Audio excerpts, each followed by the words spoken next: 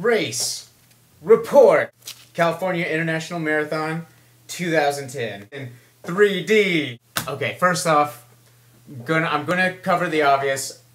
I've been drinking. I'm kind of in the marathon of drinking right now. I had 4 beers at the airport, and I had bought myself this. And then I wrote the taste of, choose one, victory or defeat. And no matter what, I was going to kill it today.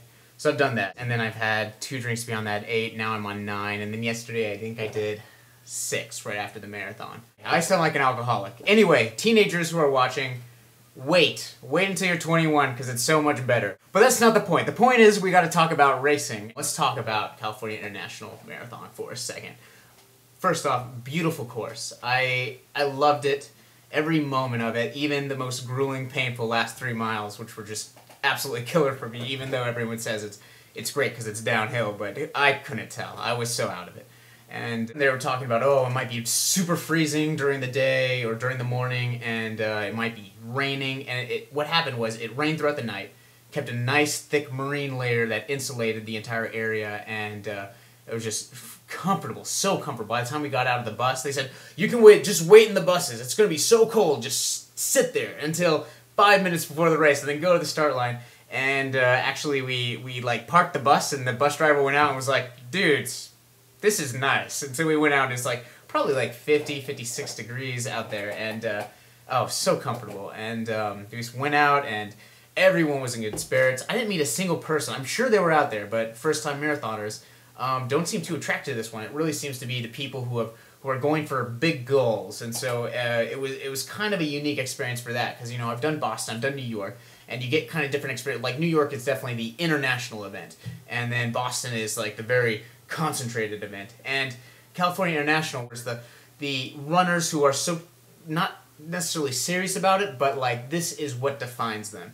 And they go here because they want to have a great day, and everyone was just in the best attitude, and the community was really behind it, and it was such a well-organized event. They say you run your first third with your legs, and second third with your head, and the final third with your heart. And for me, I guess because I'm a little bit of a nerd, I kind of see it like the first third is the first act of an episode of Star Trek. Everything seems fine. They're cruising along. You don't hear too much from Scotty. And you're just kind of doing like, every once in a while you do a systems check. The second part of the race is the second act, where things are going a little bit haywire, but it's got to get a lot worse before it gets better. The third act is where it's like, she can't take any more, Captain! You just have to kind of like wire whatever you have left together and just hope that the Enterprise can pull through whatever kind of pandemonium it's handling. For me, usually that wall happens between 18 and 20 miles. Like most people, that's when my glycogen level is just out.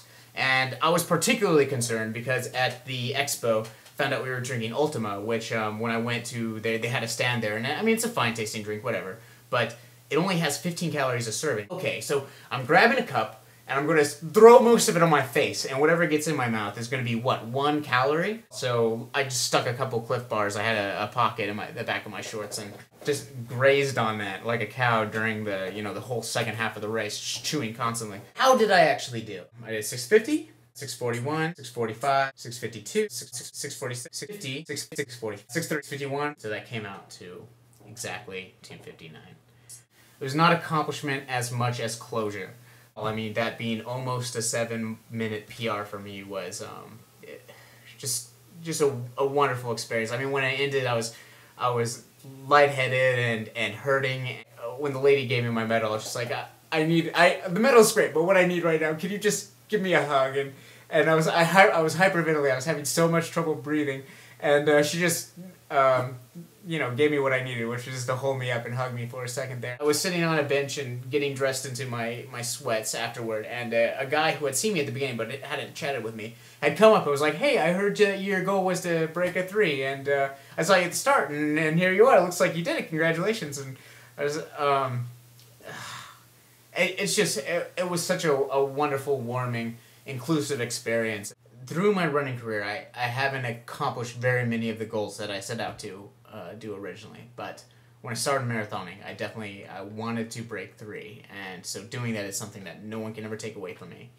And even though there will be a point where I won't run 3 again, hell, I may never run it again, This may be the best shape I'm ever going to be in, but I don't want it to be. I just wonder if, what am I capable of if I up the stakes a bit, and if I were to increase my mileage and push a little bit harder. Even do the exact same training I did, but just add on that extra mileage that everyone else does. I want to know now. So we'll see. We'll see. What I really want to do with the blog from this point is I want to be a little more personal, less about training. I want you to know more about me and what I care about as a person, not as a runner. Just because I feel like I'm one-dimensional right now. I want you to know more about me, and I want to know more about you. So I want to thank the Flight Risk blog, theflightrisk.tumblr.com. He's been so supportive, sending me messages before the race, checking me on during the progress during, and sending me a message after that. And I just haven't gotten the opportunity to tell him how much I appreciate it. I think he's great, and he's also doing some incredible things with running. There's so many others of you who have been following me and my progress, and I wish you the best. Have a great week, and keep running. I'll see you on the trails.